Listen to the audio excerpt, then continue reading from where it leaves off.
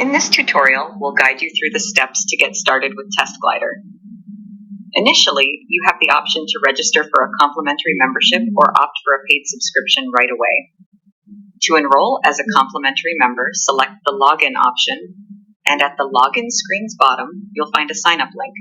Clicking on this link will prompt you with options to sign up using your Google or Apple account.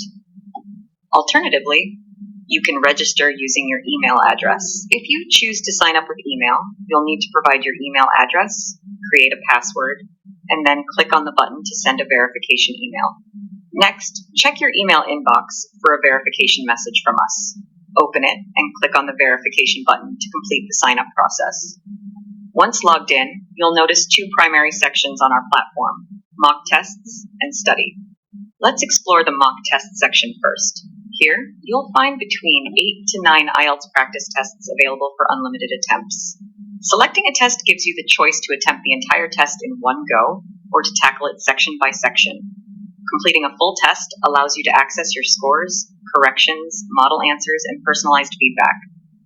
For section tests, scores and feedback are available in the specific section test area. Now, let's review the results of a full test. Clicking on Review takes you to the test overview, where you can navigate through the listening, reading, writing, and speaking sections. In each section, you can compare your responses with model answers, receive feedback, and see organization tips and more, all customized to fit your learning needs. If you've used a correction credit, any AI corrections will be highlighted in green. We hope this walkthrough helps you familiarize yourself with TestGlider quickly. It's designed to be user-friendly, so take a little time to explore, and you'll soon navigate the platform with ease. Should you have any questions, don't hesitate to reach out to us. Thank you for watching.